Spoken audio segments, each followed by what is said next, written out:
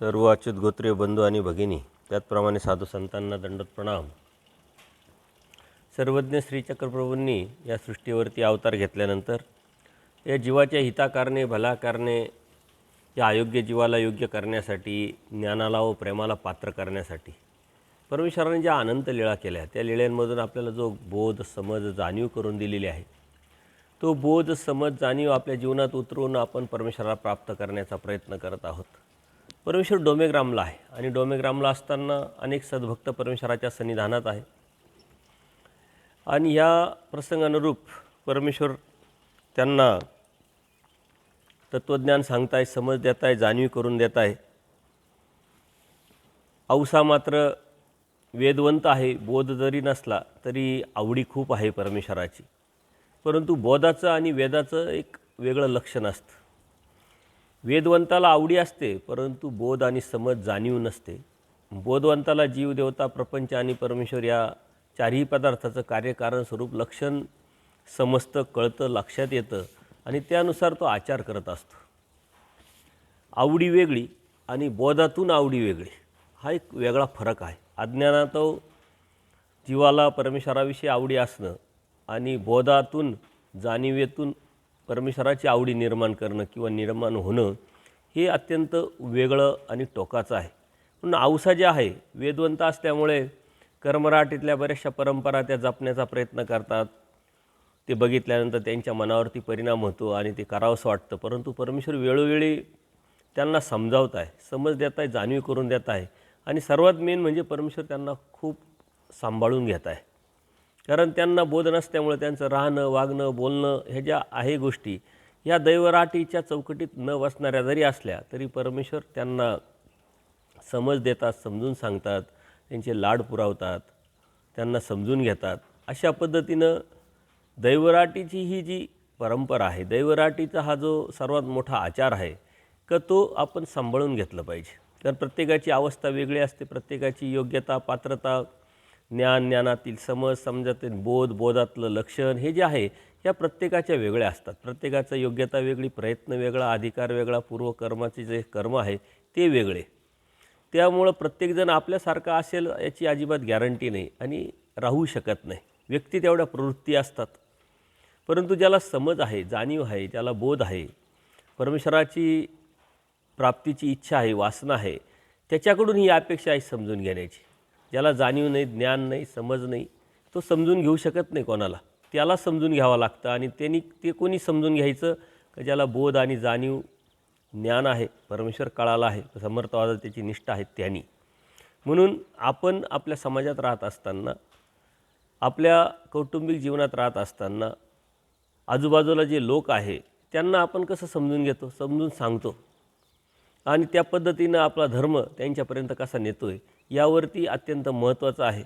आणि परमेश्वर हे यात स्वतःच्या या कृतीतून आपल्याला तो समज आणि बोध, जाणीव करून देत आहे की वेगवेगळ्या व्यक्ती आहे तुमच्या आजूबाजूला आहे, त्या कशा आहेत, काय आहे, त्यांची योग्यता, पात्रता बघून आपण आपल्यामध्ये बदल करून त्यांना समजून घेतलं पाहिजे, जाणून घेतलं पाहिजे. एके दिवशी असंच काहीतरी सण आहे, भक्त हे जे आहे हे भिक्षेला जातात आणि सण असला म्हणजे लोकही काहीतरी गोडधोड करतात.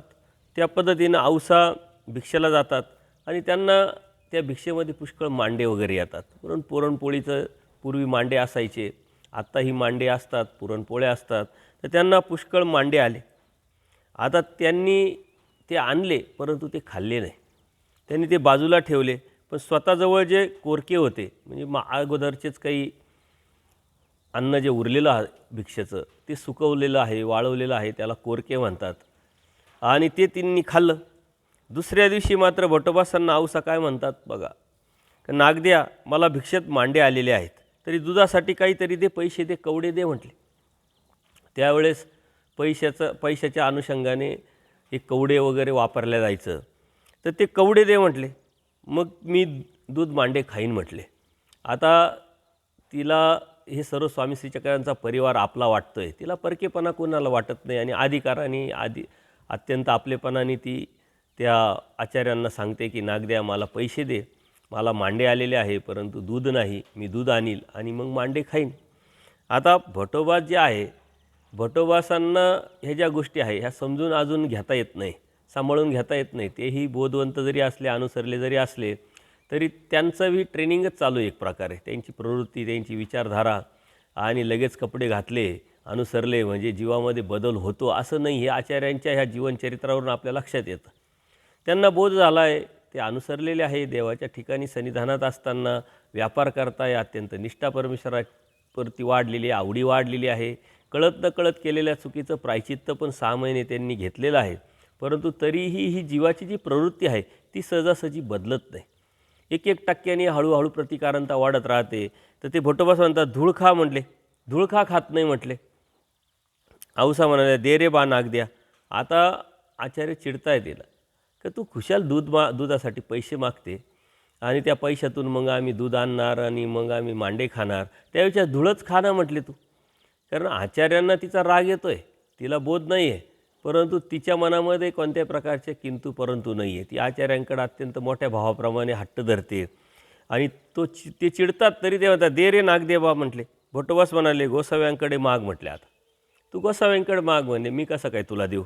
आणि मग औसा सर्वज्ञांना विनंती करतात. ती डायरेक्ट सर्वज्ञांकडे जाते, देवाकडे जाते आणि देवाला म्हणते, जी स्वामी जगन्नाथा भिक्षेत मांडे आलेत आणले, तरी मला दुधासाठी कवडे द्यावेची आणि मग मी स्वामी जगन्नाथाच्या प्रसादाने बुडवून बुडवून खाईन म्हटले. म्हणजे इतकं भोळेपणाचं लक्षण, एखादा निरागसता जी आपली असते लहान मुलाची, त्या पद्धतीनं औसांमध्ये ती निरागसता दिसते, भोळेपण दिसतं. ती डायरेक्ट देवाला सांगते की मांडे आलेले आहे परंतु दूध नाही, तुम्ही ते दुधासाठी मला पैसे द्या, मग मी दूध आणील आणि तुमच्याच कृपाप्रसादाने मला जे भेटलं त्यात ते बुडून बुडून खाईल म्हटले.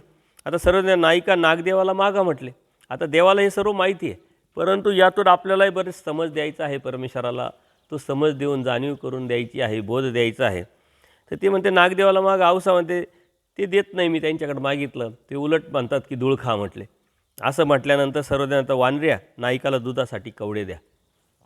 आणि देव मग स्वतः आचार्यांना सांगतात की तुम्ही दुधासाठी यांना पैसे द्या. भटोबा सांगले, गोसाव्यांनी कवडे मागून खावे, त्याऐवजी धूळ का खात नाही आव्ये.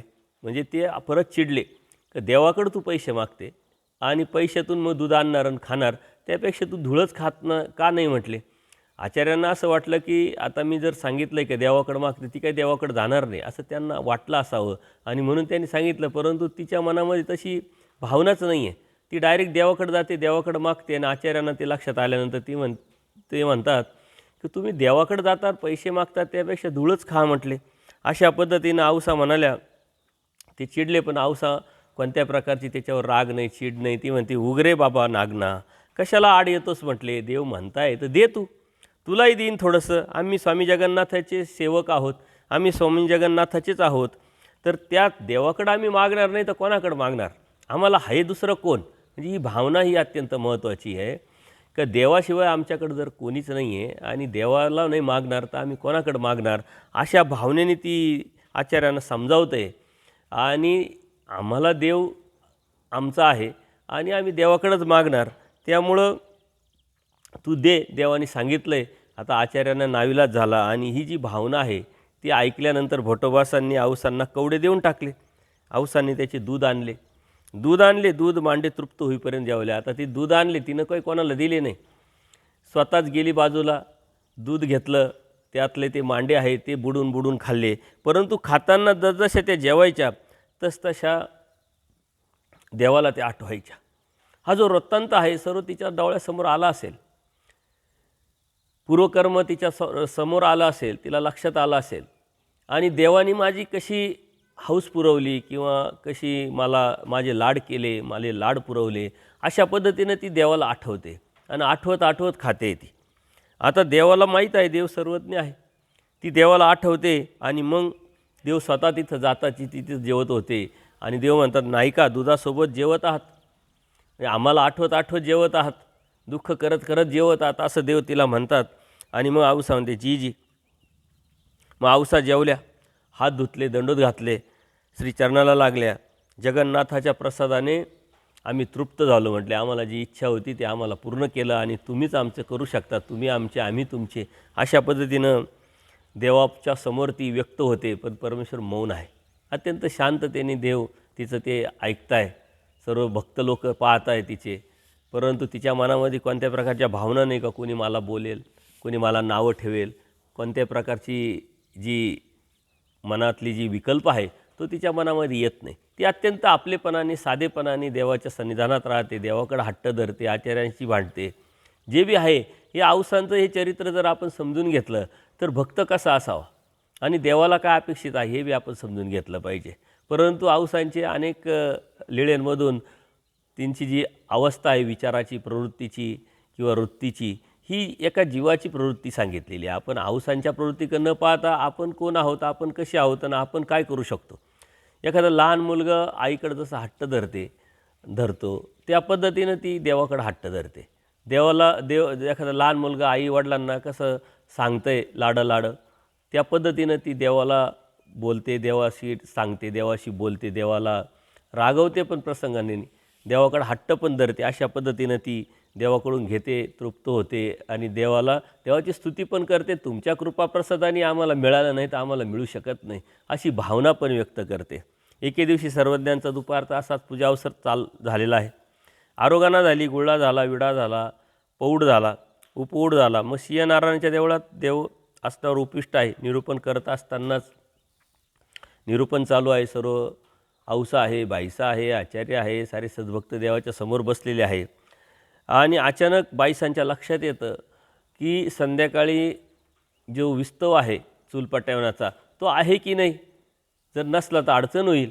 आणि म्हणून ती औसाला सांगते, आव्ये चुलीत विस्तव आहे की नाही ते पाहून ये बरं, शेणी लावून ये म्हटले. म्हणजे पूर्वी जे चुली असायच्या त्या चुलीमध्ये सकाळची जर चूल काम झालं, जर स्वयंपाक झाला तर संध्याकाळच्या साठी त्याच चुलीमध्ये एखादा थोडासा विस्तव झाकून ठेवायचे आणि तोच संध्याकाळी परत पेटवण्यासाठी उपयोग करायचे. रात्रीचा विस्तव सकाळी, सकाळचा विस्तव संध्याकाळी, अशा पद्धतीनं ते नियोजन त्यांचं असायचं. आणि बाईसांचं सदानकदा देवाचीच काळजी आणि देवाच्याच अनुषंगाने त्या वेचलेल्या असल्यामुळं ती औसाला सांगते की जा विस्तव आहे का पाहून ये म्हटले. आता पाहून ये म्हटल्यानंतर औसा म्हणाले हो का, म्हणून त्या गेल्या. त्या चुलीत विस्तव नव्हता. आता विस्तव नव्हता याचा अर्थ एक तर बाईसांना सांगायचं होतं की विस्तव नाही, किंवा स्वतः काहीतरी नियोजन करायचं. विस्तव नाही असं म्हणून ते परत येतात आणि गुपचूप निरूपणासाठी बसतात. आता बाईसांना वाटलं ही आली गुपचूप बसली, याचा असं विस्तव असावा असं ती अंदाज करते. माघारी येऊन शांतपणे बसून निरूपण ऐकायला लागल्या. आता निरूपण संपलं. निरूपण संपल्यावर भक्तजनांनी दंडवत घातली, चरणावर मस्तक टेकवलं आणि सर्वज्ञांनी संध्याकाळच्या सुमारास सिंहनारायणाच्या देवळात गुंफत गमन केलं. आता बाईसा पूजा अवसराची तयारी करायची आहे देवाची. तर त्या पूजा अवसराच्या तयारीच्या नंतर मग स्वयंपाक करायचा आहे. जे बी आहे ते जेव्हा बाईसा तिथं जाते त्या चुलीमध्ये तर विस्तव काही नसतो. तो नव्हता. औसांना बाईसा म्हणाल्या हे काय आव्ये म्हणे, मला विस्तव तुला विस्तव पाहायला लावला तर नव्हता तर मला सांगायचं, किंवा तयारी तरी करायची, किंवा विस्तव तयार करून तरी ठेवायचा. ते सांगितलं नाहीस म्हटले. आता बाईसा अत्यंत शांततेने औसाला म्हटलं. आता औसा ह्या तापट आहे, बाईसांना आत्तापर्यंत त्यांचा स्वभाव माहीत झालेला आहे. त्याच्यामुळे बाईसा अत्यंत शांतपणे तिला विचारतात की बाई तुला मी विस्तव पाहायला लावला, तो नव्हता तर तू एक तर मला सांगायचं, किंवा तू तयारी करायची, ती विस्तव तरी ठेवायचा. असं म्हटल्यानंतर औसा म्हणाला त्यात काय सांगण्यासारखं आहे म्हटले. त्यात काय सांगायचं म्हटले, विस्तव काय आता तुम्ही आणणार आहे का गोसावी आणणार आहे, त्यासाठी तुम्ही मलाच पाठवणार आहे ना म्हटले. म्हणून आणावं लागणार, तेव्हा आणायचा तो आता आणील ना म्हटले. आता जेव्हा आणायचा तेव्हा आणेल, त्यावेळेस तुम्ही सांगितलं असतं त्याच वेळेस आणलंच पाहिजे असं थोडी आहे. आता उद्देश एकच आहे, विस्तव पाहिजे. परंतु औसांचा विचार काय आहे की ज्यावेळेस लागेल त्यावेळेस आणू. आणि बाईसांची तयारी काय आहे की अगोदरच नियोजन करून ठेवणं आहे. त्याच्यामुळं बाईसांनी ज्या पद्धतीने शांततेने औसांना सांगितलं त्याच पद्धतीने शांततेने औसांनी सांगितलं असतं तर गोष्ट मिटली असते. परंतु औसा म्हणते मग काय तुम्ही आणणार आहे का देव आणणार आहे, मलाच आणायला लावणार आहे, तर मी आत्ता आणते ना म्हटले. त्यात तुम्हाला काय सांगायचं म्हटले. अशा पद्धतीनं ती जरा बडबड करायला लागली आणि मग बाईसांचा मात्र पारा सटकला.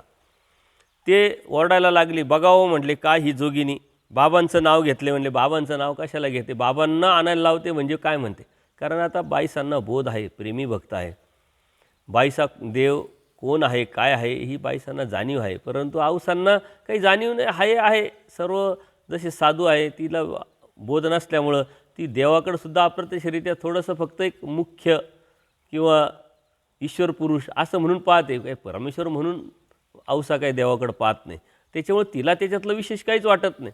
परंतु बाईसांना बोध झालेला आहे. आपल्याला बी एखादी व्यक्ती आली, स्वामी श्रीचक्रांचा आपण महिमा सांगत असताना तो म्हटला ते काही संत होऊन गेले, ते क्रांतिकारक होते, त्यांनी कार्य केले. मनातून आपल्याला राग येतो की यांना काय का सांगावं, ते तर स्वामी परमेश्वर आहे, कलियुगाचे अवतार आहे.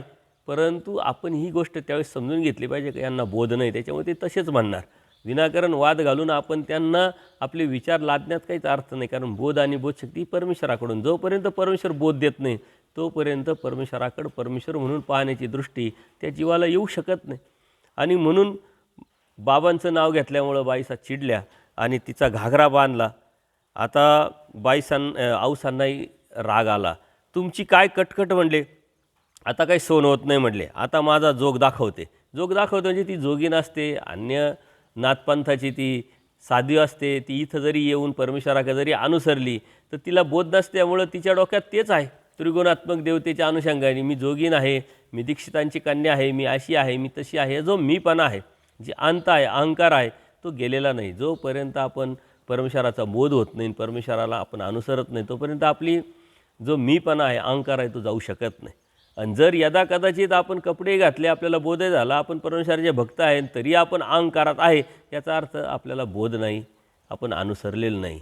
त्याच्यामुळं हे बोधाचं लक्षण आहे, अनुसरणाचं लक्षण आहे का नम्रता, शांतता, स्वस्थता निर्माण होऊन समजून घेण्याची प्रवृत्ती आपल्यामध्ये आपोआपच निर्माण होते. कारण हे सात्विकतेचं लक्षण आहे. आणि या सात्विकतेतूनच परमेश्वराच्या प्राप्तीला आपण आपला प्रवास करत राहिलो पाहिजे. ती म्हणते मी आता जोग दाखवते, याचा अर्थ मी माझं जे आहे ते मी दाखवते तुम्हाला काय, असं म्हणून त्यांनी स्वतःचं सर्व साहित्य घेतलं आणि दुसऱ्या गुंफेत जाऊन बसली राग. ती कटकट असं म्हणून ती निघून गेली पाय आदळत. आता इकडं देवाला सर्व माहीत आहे, परंतु देव कोणाला कोणत्या पद्धतीनं, कशा पद्धतीनं, केव्हा, कधी समजावायचं ते मात्र देवाला सर्वज्ञ आहे, त्यामुळं माहीत आहे. त्यामुळं दुसऱ्या दिवशी गावानाच्या गुरुवान सिंहनारायणच्या देवळात बाईसांनी वात लावली. ज्या ठिकाणी देवाची आता वस्ती आहे तिथं बाईसांनी वात आणली. सर्वज्ञांचा रात्रीचा पूजा अवसर झाला. परंतु औसा मात्र पूजा अवसराला आल्या नाही, कारण त्या दुसरीकडे जाऊन बसलेल्या आहे. आणि देवानेही विचारलं नाही की ती का आली नाही, कारण देवाला सर्व माहीत आहे. आणि सर्वज्ञांनी आरोगणा झाली, त्या आरोगणेलासुद्धा औसा आल्या नाही. मग रात्रीचा पौढ झाला, उपौढ झाला, सकाळचा पूजा अवसर झाला, तरी देखील त्या पूजा अवसर आल्या नाही. म्हणजे रात्रीचा पूजा अवसर चुकला, सकाळचा पूजा अवसर चुकला, रात्रीची वेळी चुकली, देवाबरोबर जे बी आहे ते राहणं चुकलं, सन्निधान चुकलं. हे फक्त कशाने केलं? अज्ञान, बोध नाही. त्या बोधामुळं त्रिगुणात्मक विचारधारा आणि राग, या रागाच्या भरात औसा मात्र काय करताय औसाला कळत नाही, जाणीव नाही आहे. ती आलीच नाही. पूजा अवसर झाल्यानंतर सर्वज्ञांनी मात्र दुसऱ्या गुंफेत गमन केलं. आता सोबत भटोबास होते. सर्वज्ञ गुंफेच्या अंगणात उभे राहिले. आता ज्या ठिकाणी औसा गेलेले आहे त्या ठिकाणी आचार्यांना घेऊन देव आता गेलेले आहे दुसऱ्या दिवशी. म्हणजे रात्र निघून गेलेली आहे, सकाळचा पूजा अवसर झालेला आहे आणि मग देव जातात. तर ती जोगटा बांधून औसा ओसरीत बसून ऊन खात होती.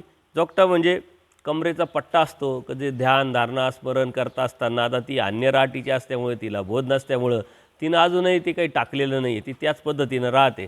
एक सवय पण असते आणि त्यामुळं ती तिथं बसलेली आहे. सर्वज्ञ म्हणाले, नाही का तुम्ही कधी आलात? म्हणजे देवाला तसं काही माहीतच नाही असं देव दाखवत आहे. म्हणले, नाही का तुम्ही कधी आलात, कुठं गेला होतात? तर औसा म्हणलेला, कालच आले म्हणले. सर्वज्ञ म्हणले, मारे येऊपर्यंत उदासची, मग तुम्ही काल आला तर मग उदासच आहे म्हटले तुम्ही, अजूनही उदासीनता तुमची काही गेली नाही. मग सर्वज्ञ दोन्ही चरण जोडून श्रीकाराने दाखवत म्हणाले की, नाही का आमचा नमस्कार कुठे आहे? म्हणजे तू दररोज उठते, दंडोत घालते, आज का उठत नाही ना, आम्हाला का नमस्कार करत नाही? देव स्वतः सांगताय, श्रीचरण जुळून सांगताय आणि श्रीकाराने सांगताय का आम्हाला नमस्कार करा, तुम्ही नमस्कार केला नाही. ताव सांगते, जे स्वामी जगन्नाथा, कोणी कोणाला नमस्कार करावा म्हटले. सर्व विष्णुमय जगत हे सर्व मायेमुळे मृगजळासारखं आभास रूप आहे म्हटले. आता हे जे अन्यराटी अद्वैतवादी आहे, ती नाथपंथाची असल्यामुळे ते अद्वैतवादी तिकडूनचं तिला ऐकलं आहे, ती संस्कार तिला लागलेले आहे. ती म्हणती कोणी कोणाला नमस्कार करावा, सारं विष्णुमय जग आहे, त्यामुळं मृगजळासारखं हे आभासरूप सारा प्रपंच आहे, त्यामुळे आम्ही तुम्हाला का नमस्कार करावा? अशा पद्धतीनं ती सांगते. आणि भटोबास मात्र जवळ शेजारी बसलेले जी या आवेची देहसिद्धी झाली म्हणे, हिला देहसिद्धी झाली वाटतं म्हटले. आता आचार्यांनी तिला टोकलं की हिला देहसिद्धी झालेली आहे, काहीतरी बोध झालेला आहे, काहीतरी तिला सिद्धी भेटलेली आहे. आणि मग देव म्हणतात, काय हो वेश्यांना देहसिद्धी नसतात म्हणले, वेश्या काही देह पाहत नाही. म्हणजे ती त्याच्या स्वतःच्या देहाकडं पाहते आणि ब्रह्मरूपच स्वतःला समजते, जाणते. त्याच्यामुळं आम्ही काय दंडोत करावा आणि का नमस्कार करावा अशी म्हटल्यानंतर ज्यावेळेस आचार्य म्हणतात का देहसिद्धी झाली, म्हणजे तुमच्या शरीरामध्ये काहीतरी तुम्हाला दिसलं, तर देव म्हणतात, अहो हे जो देह आहे हा वेश्यांना पण असतो, पण त्यांना बी काही दिसत असेल की नाही म्हटले, कारण सारं जर विष्णुमय जगत आहे, सर्व ब्रह्मच आहे, तर मग वेश्या जे आहे त्यांनाही ते दिसत असावं. अशा पद्धतीने देवाने सांगितलं आहे. परंतु त्याचा अर्थाचा अनर्थ या औसांनी घेतला आणि तिला वाटलं का मला देवाने सामान्य स्त्री म्हणजे वेश्येची उपमा दिली किंवा वेश्येच्या समान मांडलं. तिला आला क्रोध आला, पाहो म्हणले, माझी वेश्येची बरोबरी केली म्हटले. मी दीक्षितांची कन्या, आता तिचा अहंकार उफाळून आलेला आहे. रागामध्ये म्हणते, मी दीक्षितांची कन्या, उपासनांची सून आहे, नाथपंथाचा उपदेश आहे, चातुर्वर्ण भिक्षा करते, पाणी भात खाते म्हणले. ती आता पूर्णपणे देवाला विसरून गेलेली. देव कोण आहे, काय आहे. कबऱ्या रंगाच्या मोहाच्या लाकडाचा कृष्ण आठवते आणि माझी बरोबरी वेश्येबरोबर करतात म्हणले. धन्य आहात गोड वाटणारे देवा. म्हणजे देवाला ती टोकते का तुम्ही फक्त गोड बोलताय, धन्य आहात तुम्ही आमची कशी बराबरी केली म्हणे. नाही हो, देवाशी देणं घेणं नाही म्हटले, आम्हाला तुमची काही गरज नाही म्हटले, आता आम्ही इथं राहणार नाही. आणि ती जोगी वेश काढते म्हणे, मी अगोदर जी आहे तीच बरी आहे. रागाच्या भरात ती उठते आणि निघते. सर्वजण काय नाही का, तुम्हाला हार स्वीकारावी लागेल म्हटले, तुम्ही जाऊ नका, तुम्ही परत हार स्वीकारणार आणि परत यावंच लागणार आहे, तर जाता कशाला असं देव तिला समजावता. पण औसा म्हणते, नाही हारणार, आम्ही कधीच हारणार नाही म्हणले स्वामी जगन्नाथा. आता खेळूया म्हटले, तुम्हाला मी दाखवूनच देते का मी आता येणार नाही, मी चालले. अशा पद्धतीनं तिला एक जरा रिस्क निर्माण झाली, युगो हट झाला तिचा आपल्या शब्दामध्ये. तर या ज्या गोष्टी आहे आजही मार्गांमध्ये आपल्याला बोध झालेला आहे, आपण अनुसरलेलो आहोत. परंतु छोट्या छोट्या गोष्टीतून आपले भांडणं, कुरबुरी, तुझं माझं, ही एक जीवाची प्रवृत्ती असते. जितकी जाणीव जास्त, जितकी धर्माचा समज जास्त, तितकी शांतता, स्वस्थता आणि समजून घेण्याची प्रवृत्ती जास्त असते.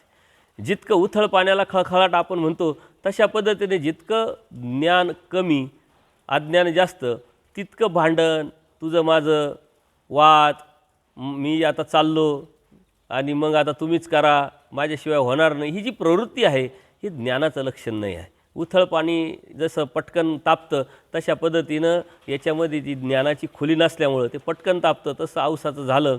आणि औसा म्हणते, आता खेळूया म्हटले, मी बी चाते, तुम्ही पाहत राहा म्हटले, मी काही येत नाही. सर्वज्ञ म्हणाले, आलेल्या आवेशाने शमन करावं हो नाही का. तरी देव समजावत आहे का, हो तुम्हाला राग आलेला, आवेश आला, शमन करा, थांबा जरा, रजतामाच्या अधीन होऊ नका. ते राजस्तामत जो भाव आहे तुमचा, त्याच्या अधीन होऊ नका, ते काढून टाका. परंतु ती काय ऐकत नाही. तरी सगळ्यात सराळ्याला ती न ऐकता निघून जाते. सराळ्यास गेल्या. गावातील एका ब्राह्मणाच्या वस्त्रीवर बिराग केला. आता तिथं त्यांची सर्वांची ओळख होती. गणपत आपे सराळ्याचेच होते. अगोदर गणपत आप्यांकडं ती जायची. गणपत आप्यांना त्यांच्याच निमित्ताने देवाच्या सन्निधानात तिनंच आणलेलं होतं. आणि मग ती गणपत आप्यांकडे जाते. गणपत आपे तिची सारी व्यवस्था करतात की आज ह्या घरी जेवायला, उद्या त्या घरी जेवायला. अशा पद्धतीनं जेवणाची व्यवस्था गावातील घरात त्यांनी केलेली असते. आणि मग तिथं 6 महिने ती राहते. कुणी एक गोसावी स्वामी आहे याची जाणीवसुद्धा ती विसरून जाते, आठवणी तिला राहत नाही. अशा पद्धतीनं राग हा माणसाला कसा कुठपर्यंत घेऊन जातो आणि अज्ञान माणसाला कसं धर्मातून काढतो, ही अत्यंत आपल्याला औसांच्या या माध्यमातून आपल्याला समजू शकतं, लक्षात येतं. तिथल्या त्या ब्राह्मणांनी मग तिला थोडंसं झोपडीवाजा काहीतरी बनवून पण दिलेलं आहे. तिथे 6 महिने राहिल्यामुळं तिनं तिथं गुंफा केलेली आहे. थोडक्यात तिने मठ तयार केला आणि ती तिथंच राहायला लागली. आता 6 महिने ती तिथंच राहते. नंतरच्या काळामध्ये तिला कधीतरी केव्हा तरी आठवण येईल आणि ती येईल पुढे. आता ते आपल्याला दिसेल. एके दिवशी संध्याकाळच्या सुमारास सर्वज्ञांनी डोंबाईच्या देवळात गमन केलं. अंगणात आसन झालेलं आहे देवाचं. साधा नदीवरून जेवून आल्या. सर्वज्ञांना दंडोदाची चरणावर मस्तक टेकवलं. सर्वज्ञ, साधेव आता बिराडात निद्रास्थानात जा म्हटले. संध्याकाळची वेळ आहे, तुम्ही आता तुमच्या बिराडावर जा, तुम्ही इथं राहू नका, असं देव तिला सांगते. ती म्हणते, जी मी वाटेत शेंदुडीची जी झुडपं दिसतात ती पाहते आणि मला भीती वाटते म्हणून मी जात नाही. देव म्हणतात चला आम्ही तुम्हाला पोचवत येऊ. ते म्हणले हो काजी. अशा पद्धतीने तिची भीती घालवण्यासाठी देव फक्त चालण्याचं हे करतात, ॲक्टिंग करतात थोडक्यात. आणि तिला वाटतं देव माझ्या पाठीमागंच आहे, देव मला पोचवत आहेत. आणि ती पुढं पुढं जाते, पाठीमागं पाहते. अंगणाच्या शेवटपर्यंत 4 पावलं पोचवत गमन केलं. तिथं सर्वज्ञ कोणत्याच्या पुरेस उभे राहिले. तिथं देव अलीकडंच थांबलेले आहे. अर्थात साधा चालताना मागे पाहायच्या, देव पाठीमागच आहे आपल्याला असं तिला आभास व्हायचा, भास व्हायचा. मठाच्या दारात शिरल्यावर मात्र सर्वज्ञ दिसेनासे झाले, बंद झाले आणि अंधारही पडला. तेव्हा लहामाईसा म्हणाल्या हे काय येलो एवढ्या रात्री म्हटले तुम्ही आलात, भीती नाही वाटली, एकटीच कशी काय आली म्हटले. अशा पद्धतीनं ती म्हणते, ती म्हणते मी काय एकटी थोडीच आले, देव मला पोचवत आले, इथपर्यंत मला देवाने पोचवलं म्हणले. लहामाईसा काही बोलल्या नाहीत. त्या दिवशी सर्वांनी तिथे वस्ती झाली. सकाळी मात्र छिन्न पापीला त्यांनी आता गमन केलेलं आहे. का अशा पद्धतीने आपल्या मनामध्ये जर भीती निर्माण झाली तर देव आपल्याबरोबर आहे, देव आपल्या पाठी आहे, अशी प्रचिती आपल्याला आली पाहिजे. आणि धर्म हा भयाकडून निर्भयतेकडे जाणारा मार्ग असल्यामुळं आपण कोण आहोत, कुठून आलो, कशासाठी आलो, परमेश्वर कोण आहे, ती वस्तू काय आहे, त्याचा समर्थवाद काय आहे, परमेश्वराच्या शक्ती कशा आहे, त्या कशा कार्यरत आहे, आणि परमेश्वराच्या धर्मावर आपण जर राहिलं तर आपल्याला परमेश्वराचं साह्य होईल. ही निश्चिंतपणा आपल्या मनामध्ये जर जोपर्यंत निर्माण होत नाही तोपर्यंत आपल्या मनातली भीती जात नाही. साधा ईसांच्या मनात भीती होती, परंतु देवाने अप्रत्यक्षरित्या ती भीती तिची काढली आणि मग देव दुसऱ्या दिवशी छिन्न पापीकडे गमन करतात. तिथं एका दिवशी असा सकाळचा पूजा अवसर झालेला आहे. मातीकाम चालू होतं. सर्वज्ञ ओसरीवरती आसनावरती उपविष्ट असतात. भक्तजन पेंट वाहत होते, म्हणजे मातीचे जे ढेकळं आहे ते वाहत होते आणि भोटोबास भिंत बांधत होते. आता हा व्यापार करत असताना पुरुष आहे, बाया आहे, सर्व स्त्री पुरुष एकत्र येऊन ते सर्व करतात ते व्यापार. तर लखुबाईसांनी दिलेला पेंट भोटोबासांनी पटकन घेतला. आता प्रत्येकजण आणताय, ती भिंत बांधायचं काम चालू आहे. तसं लखुबाईसांनी बी पेंट आणल्याबरोबर आचार्यांनी पटकन तिच्या हातातून तो घेतला आणि सर्वजणांनी वानऱ्या या पेंड विकारे घेतला की. आता देव त्याच्यावरती लक्ष ठेवत आहे सगळीकडं, काय चाललं आहे काय नाही देव बघताय. आणि ते पेंड घेतल्यानंतर, ते जे ढेकूळ घेतल्यानंतर देव म्हणतात वानऱ्या हा जो पेंड आहे तू जो घेतला तो विकाराने घेतलेला आहे. म्हणजे तुझी भावना, तुझा हेतू, तुझी नियत ही साफ नाही आहे. अप्रत्यक्षरित्या देवाने त्यांना टोकलं. भोटोबा स्वतःच्या अंतकरणात डोकावून पाहिलं. त्यांच्या मनात कळत न कळत त्यांनी त्याची कृती जरी केली तरी त्यांच्या लक्षात नाही आली. आणि मग त्यांनी आत्मचिंतन, आत्मपरीक्षण अर्थात अंतकरणात डोकावलं आणि तेव्हा त्यांच्या लक्षात आलं की बरोबर आहे, जी काही दिसेना म्हटले, माझ्या मनात तसा भाव होता असं काही मला वाटलं नाही म्हणले, किंवा वाटत नाही. आपण त्यांनी स्पष्टीकरण दिलं का तसं तर काही मनात आलं नव्हतं माझ्या, परंतु घेतलं हे मात्र नक्की. आता अर्थात तिथं सर्वच भक्तजन होते, तर भक्तजनांना सोडून त्यांनी लखुबाईसाच्या हातातलं पेंड लवकर घेतला आणि म्हणून देवाने त्यांना अप्रत्यक्षरित्या सांगितलं आहे, ही जाणीव करून दिलेली आहे. मग देव म्हणतात जीवाच्या ठाई हा ठाववरी सूक्ष्म विकार असते. म्हणजे तो दिसत नाही, तो लक्षात येत नाही, असा सूक्ष्म विकार आहे. ती भावना आहे अंतकरणामध्ये, तो विकार दडलेला आहे आणि तो असा मधून कार्य करत राहतो. आपल्या लक्षात पण येत नाही, आपल्याला जाणवत नाही. मग आपल्याला वाटतं की नाही विकार काय, माझं शुद्ध भावनेने मी ते केलं. परंतु ही जी गोष्ट आहे ही समजून सांगण्यासाठी देव म्हणतात आपुले आपण्यापरी देखतीची, ते आपण आपलं विकार जो आहे, आपण आपला दोष आहे, आपण कधीच पाहू शकत नाही. काही भांडण झालं, वाद झाले, तर त्यातून जो प्रत्येकजण आपापलं स्पष्टीकरण देत असतो. स्वतःची चुकी त्याला कधी दिसत नाही, स्वतःची चुकी तो कधी मान्य करत नाही. परंतु चुकी मान्य करून त्यावरती प्रायचित्त घेऊन प्रसव मोडून आपण आपली साधना करत राहावं, हे दैवराटीचं लक्षण आहे. हे दैवराटीचं बोधाचं अनुसरले याचं लक्षण आहे. हे आपण लक्षात घेतलं पाहिजे. आणि म्हणून देव म्हणतात तो जो विकार आहे तो अत्यंत सूक्ष्म आहे, तो स्वतःला कधी दिसणार नाही आणि दिसत पण नाही म्हटले. अंतकरणात जीवस्वरूपी सूक्ष्म धर्म आहे म्हटले, तो तुम्हाला देखील कधीच कळणार नाही आणि दिसणार पण नाही म्हटले. त्यासाठी सर्वज्ञांनी श्री व्यवहाराची एक गोष्ट सांगितली का तुम्ही म्हणता ते बरोबर आहे, तुम्हाला लक्षात येणार नाही, परंतु एक पती असतात, म्हणजे त्याची पत्नी असते, त्यांच्यामध्ये झालं भांडण, वाद झाल्यानंतर ते दोघंही पंचायतीत वादविवाद सोडवण्यात गेले. आता पूर्वी कसं होतं, पंचायत असायची, सरपंच असायचे, काही भांडण झाले, वाद झाले तर तिथं जायचं आणि ते वाद मिटवायच्या, त्यांच्याकडून अपेक्षा करायची आणि ते वाद मिटवायचे. आता देव ती एक गोष्ट सांगतात का नवरा बायको असतात, त्यांचं भांडण झालं, ते जातात पंचायतीमध्ये आणि पंचायतीतील जे पंच आहे तिच्या पतीची बाजू रास्त होती. अर्थात तो जो नवरा होता त्याची काही चुकी नव्हती, त्याची बाजू योग्य होती, रास्त होती. परंतु असं देखील असतानासुद्धा ते मात्र त्या स्त्रीच्याच बाजूने बोलायचे म्हटले, स्त्रीलाच बोलायचे. तिला काय त्यानं टाकलं का म्हटलं. अर्थात देव सांगतात का ती जी प्रवृत्ती आहे ही पुरुषाची मुळातच असते, ते स्त्रीच्या बाजूने बोलताय. चुकी मात्र स्त्रीची असतानासुद्धा स्त्रीला न्याय देण्याचा प्रयत्न करताय आणि नवऱ्याला चुकीचं ठरवताय. देव म्हणतात अर्थात तिला तिच्या नवऱ्याने काही टाकलं आहे का, सोडलं आहे का, की ही अपेक्षा करताय आता आपल्याला ही भेटेल म्हणून, आणि ती काय त्यांची लगेच झाली का म्हटले, त्यांना प्राप्त होणार आहे का, असं काही नाही आहे. तरीही त्यांना तिच्या बाजूनेच बोलायला आवडते म्हटले.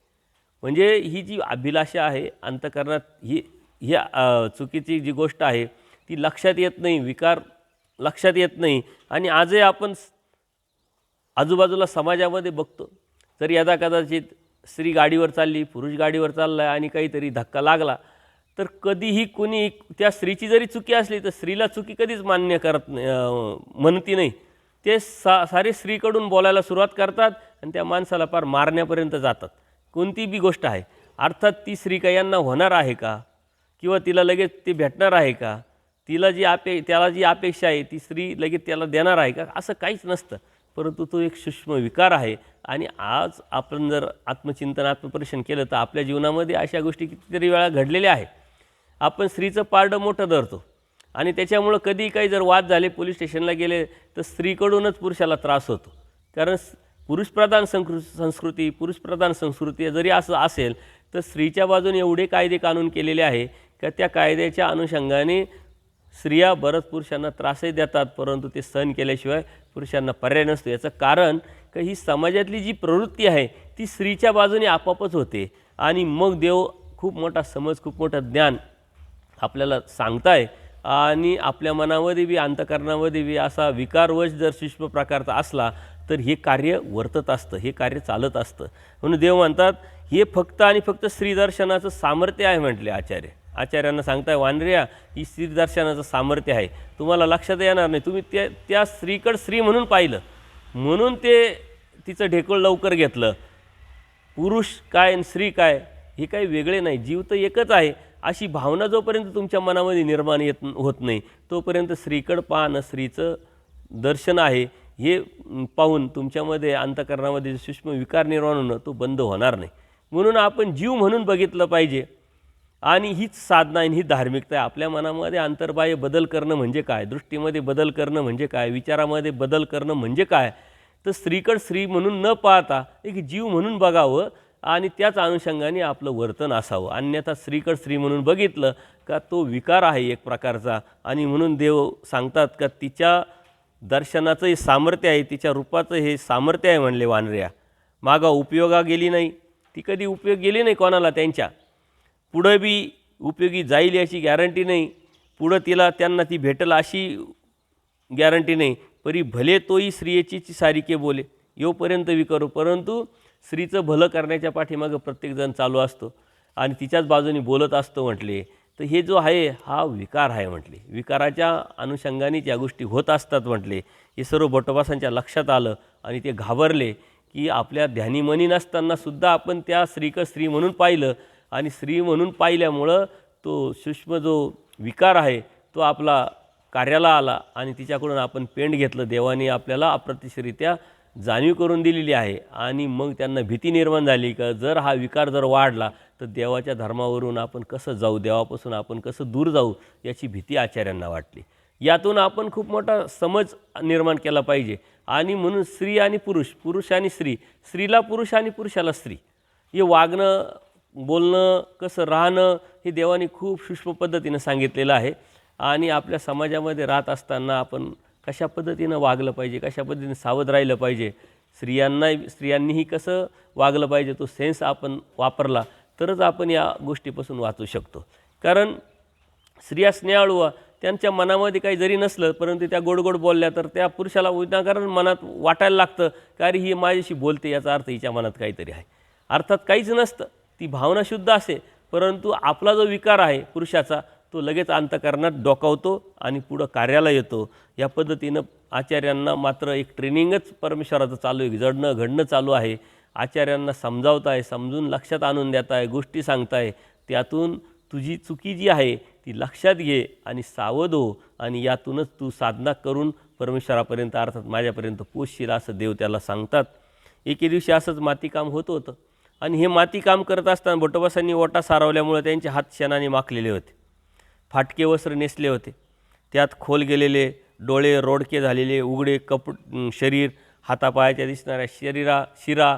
आता आचार्य जेव्हा आले देवाच्या सन्निधानात त्यावेळेसचे आचार्य आणि आत्ताचे आचार्य याच्यामध्ये जमीन आसमानचा फरक झालेला आहे. आता भिक्षेचं खावं लागतं, रोडके खावं लागतं, वेळेवर काही नाही, व्यापार करावा लागतो, स्मरण चिंतन करावं लागतं, देव निरूपण करतात.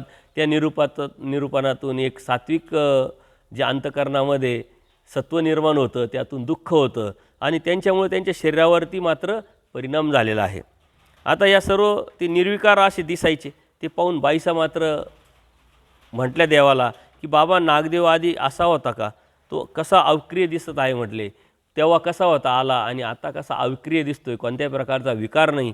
आता बाईसांनी बाह्य अंगाने पाहिले, परंतु देव अंतर्मनामध्ये अंतरांगामध्ये काय आहे या जीवामध्ये हे देव सांगताय. सर्वज्ञ बाई हा पायापासून डोक्यापर्यंत केसापर्यंत विकाराने सुळबुळीत भरलेला आहे म्हटले. अर्थात त्या आचार्यांना आता सांगत नाही, आपल्याला सांगताय की आपणही बी आपल्याला वाटतं नाही नाही आम्हाला कशाची अभिलाषा नाही, कशाचीच अपेक्षा नाही, आमच्या मनामध्ये तो भावही नाही, ती इच्छाही नाही, ती मनातही येत नाही असं आपण बाह्य अंगाने म्हणतो, पण अंतर्मनामध्ये विकाराने सुळबुळीत हा भरलेला आहे. देव म्हणतात पोटापासून जिभेपर्यंत विकाराने दुमदुमीत भरलेला आहे, परंतु पोर शहाणा आहे म्हटले.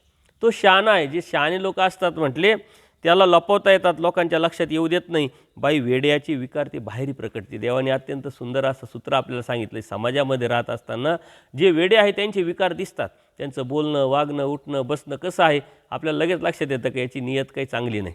आणि स्त्रियांना तर गॉड गिफ्ट असतं, एखाद्याने वाईट नजरेने जर बघितलं की त्या स्त्रियांना लगेच कळतं, अगदी लहान मुलीसुद्धा ते लगेच लक्षात येतात. आणि लाज्यरूप धर्म परमेश्वराने त्यांना दिलेला असल्यामुळे तो धर्म त्यांना संरक्षण करत असतो. देव म्हणतात वेड्याची विकार ती बाहेर प्रकटते. जो वेडा असतो त्याचे विकार लगेच बाहेर प्रकटतात, परंतु याचं उलटं आपण घ्यायचं की शहाण्याने विकार लपवून असतात. शहाणा जो आहे त्याच्यामध्ये विकार नसतात असं नाही आहे, परंतु लपवण्यासाठी तो यशस्वी झालेला असतो. तो दाखवत नाही मी असा आहे मी तसा आहे, बाह्य अंगाने तो सात्विक दाखवतो, परंतु अंतरांगामध्ये तो कसा आहे हे फक्त देवालाच माहिती आहे. आणि प्रत्येक जीवाची ही प्रवृत्ती सांगितली आहे, तुम्ही काय मी काय अनेक काय, प्रत्येकाची ही प्रवृत्ती असते आणि ह्या अंतर्मनातलं जे आहे हे समजून घेऊन या लीलेंमधून जो आपण समज घेऊन त्यात बदल करणं ही साधना आहे, त्यात बदल करणं ही धार्मिकता आहे, तो ऊर्ध्वगतीची प्रतिकारणता आहे. म्हणून धर्म हा आपल्या अंतःकरणाच्या शुद्धतेशी निगडीत आहे, आपल्या मन बुद्धी चित्त अहंकार याच्याशी निगडीत आहे. हे अंतःकरण चातुष्ट जे आहे जितकं जितकं तुम्ही शुद्ध कराल ती तुमची साधना आहे आणि शुद्धतेच्या माध्यमातूनच परमेश्वरापर्यंत आपण पोहोचणार आहोत. परमेश्वर आपल्याला बोध आणि जाणीव ही प्रतिकारणता आपली योग्यता वाढवणार आहे. आणि म्हणून धर्म आपण जो म्हणतो धर्म हे आपल्याशी निगडीत आहे आणि आपलं ते काय आहे अंतःकरण, आपले इंद्रिय असेल मन बुद्धी चित्त अहंकार असेल याचं शुद्धीकरण म्हणजे सर्व मनाचा खेळ आहे. मन जितकं तुम्ही शुद्ध कराल, ज्या शुद्धतेची धार्मिकता कराल ती शुद्धता परमेश्वरापर्यंत पोहोचत असते. आणि म्हणून देव म्हणतात शहाणा आपले लोपू जाणतो. हा सूक्ष्म विकार जो आहे हा प्रत्येकामध्ये असतात, परंतु एखादा शहाणा आहे तो दिसू देत नाही, पण वेड्याचे ते पटकन दिसतात. त्याच्यामुळं हा विकार वेगळा हा जीव कधी झालाच नाही. आणि त्यामुळं परमेश्वर आचार्यांच्या माध्यमातून आपल्याला समज देतात, जाणीव करून देतात की आपण विकारलेलो आहे आणि विकाराची शून्यता परमेश्वराने आपल्याला करायला लावलेली आहे. आणि ही विकाराची शून्यता जोपर्यंत आपण करत नाही तोपर्यंत परमेश्वरापर्यंत आपण जाऊ शकत नाही. विकार ही इंद्रियांचा धर्म असल्यामुळं इंद्रियांवरती कंट्रोल, इंद्रियांवरची शुद्धता निर्माण करणं हीच परमेश्वराची प्राप्ती आहे. हिवाळ्यात एकदा असं सकाळीच मातीकाम होत होतं, थंडीचे दिवस होते आणि या थंडीच्या दिवस असल्यामुळं सर्वांना थंडी वाजत होती. भक्तजनं मातीकामाची सेवा त्यांनी होईना म्हणून ते थांबले, परंतु आचार्य मात्र मातीकाम करतच होते. आणि ते आचार्यांना आश्चर्यजनक हे सर्व विचारतात की तुला थंडी का वाजत नाही, तू थंडी का तुला गाठत नाही, तू कुडकुडत का नाही, तू तर कुशाल काम करतोय व्यापार करतोय. तर आचार्य थोडेसे अहंकाराने काय म्हणतात आम्ही वैरागी आहे म्हटले, आम्हाला कशाला कडकडन कशाला थंडी, आम्ही वैरागी असल्यामुळं आम्हाला तसं काही नसतं म्हटले. आता देव शेजारीच आहे, देव समोरच आहे. देव म्हणतात जीवाशी वैराग्य मिरू आवडे हाही एक विकाराचे म्हटले. आम्ही वैरागी आहोत, आमचं काय आहे, आणि साधू संतांमध्ये एक भावना आहे, आम्ही कपडे घातले म्हणजे आम्ही काहीतरी वेगळं झालो. किंवा वासनिक आहे, त्याला एक भावना आहे, आम्ही परमेश्वराची भक्ती, सारे अन्य लोक आहे, अज्ञान आहे, देवीदेवतेची भक्ती करतात म्हणजे आम्ही काहीतरी वेगळे आहोत. नामधारकामध्ये नामधारकासारखा तेवढ्या अवस्थेचा अहंकार असतो. वासनिकामध्ये त्या पद्धतीचा, साधूंमध्ये त्या पद्धतीचा हा अहंकार असतो. पण परमेश्वर स्पष्ट सांगतात की वैराग्य मेरू आवडे हाही एक विकारच आहे. आम्ही असे आहोत, आम्हाला काय, आम्हाला काही चालतं, अशा पद्धतीनं आत करून विकारच किंगावले. कवनी एक कठिया असे म्हटले. आता देवाने एक दृष्टांत सांगितला कठियाचा. कोणी कठी असते तो एखाद्या देवतेची शुश्रूषा करतो, पूजनपाजन करतो, झाडलोट करतो, सर्व व्यवस्थित करतो, सडामार्जन करतो. हे पाहून गावातले लोक काय म्हणतात, अरे हा चांगला आहे, निका आहे, बरवा आहे, स्वच्छता ठेवतो आहे, सकाळ दुपार संध्याकाळ सर्व काही व्यवस्थित मंदिरातलं करतो म्हटले. हे ऐकून मग तो आणखीन त्याला चरबी चढते आणि त्याला त्याची स्तुती वाटते. तो आणखीन अधिक देवतेची स्वच्छता भक्ती जे बी आहे ते करतो. त्यामुळं काय होतं म्हणले, देवता फळं त्याला होतात आणि कीर्तीचे फळं होतात. लोक त्याला चांगलं म्हणतात, काहीतरी आणून देतात, म्हणजे दोन्ही बी उपयोग, दोन्ही बाजूनी फायदा. परंतु त्याची भावना मात्र ते देव मिळवण्यासाठी नव्हती, दृष्टपर होती. हे स्तुती करतात, हे मला चांगलं म्हणतात, हे मला त्या निमित्ताने काहीतरी देतात, म्हणून ते करत असतो. अशा पद्धतीनं तो करत असतो. परमेश्वरानं तैसे अनुसरले पुरुष कीर्तीपर क्रिया कवनीची न करी. तसं अनुसरल्या पुरुषांनी, अर्थात वासनिकांनी, दैवराटीच्या बोध झालेल्या जीवानी कीर्तीपर काहीच केलं नाही पाहिजे, दृष्टपर काहीच नाही केलं पाहिजे. हा आपला परमेश्वराने अत्यंत महत्त्वाचा धर्माचा सिद्धांत सांगितलेला आहे की दृष्टपर अर्थात कीर्तीपर काही न करता परमेश्वर व्हावा, त्या पद्धतीनं आपण कोणतंही कार्य केलं पाहिजे. भट्टर म्हणतात जी जी निर्विकार तो कोण. मग देव म्हणतात अहो जीव विकारा वेगळा केवळाही झालाच नाही. आचार्यांना वाटतं कोणीतरी निर्विकार असेल का जो विकारा वेगळा आहे. देव म्हणतात कोणताही जीव विकारा वेगळा होऊ शकत नाही, त्याच्यामुळं तूही विकारा वेगळा नाही.